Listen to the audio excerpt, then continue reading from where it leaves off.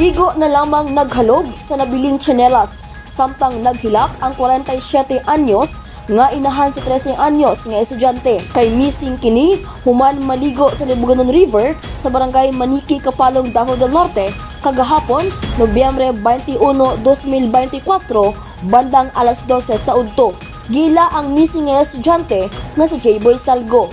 Sumala sa impormasyon sa Municipal Disaster Risk Reduction and Management Office Kapalong, mismong ang biktima ang nanghagad og ligo sa sapa, kauban ng UNOM ka mga barkada niining grade 7 ug 8 sa Kapalong National High School human sa ilahang reading lesson og paniudto kagahapon. Una na nga gibawalan ng mga biktima nga mogawas sa eskwelahan ato sa lunch break, apan nangita kinig pamaagi, pinaagi sa pagsibat ug niagi sa likod sa eskwelahan ug mikatkat sa koral paingon sa Liboganon River.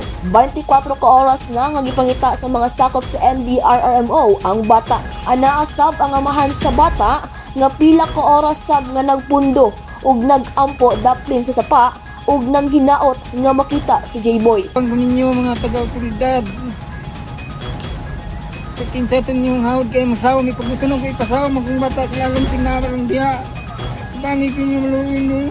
Matabang ko nga, matabangan ka na kung anak makitaan nila karong dawa. Naghatag sab og pinansyal ug moral nga suporta ang Kapalong National High School ngadto sa pamilya sa biktima. Actually ma'am, part siya sa policy namo na dili gawas ang bata kung walay mo sundo or without the permissions advice or further safety. Siguro ma'am, tungod ato nga panghitabo ang mga bata sa pikas sila PINAAGI para makaambak. Panghimangno sa MDRRMO ug Kapalong National High School ngadto sa mga estudyante nga likayan gyud ang pagligo sa sapa ug dili magtuman sa gusto. Mensahe alang sa mga estudyante no sa tulungaan na especially kanang duol gyud sa Liboganon River. Dili gyud pwedeng maligo sa sapa.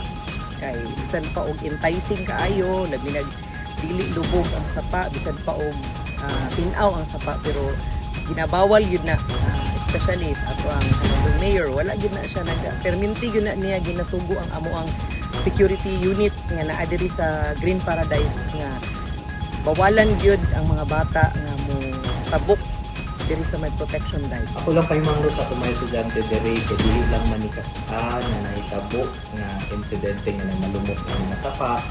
Pahimangno lang na ako nga kung sa eskwelahan tagihatod sa atong ginikanan, sa eskwelahan tapod sunduon sa atong mga ginikanan. Dili na ta moadto sa sapa kay kabaluta nga ang sapa nato bisan mabaw sa tan-aw lalong kayo siya sa actual.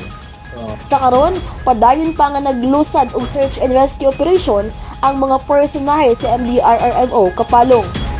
Shiny Buliser, Newsline Philippines. Stay safe.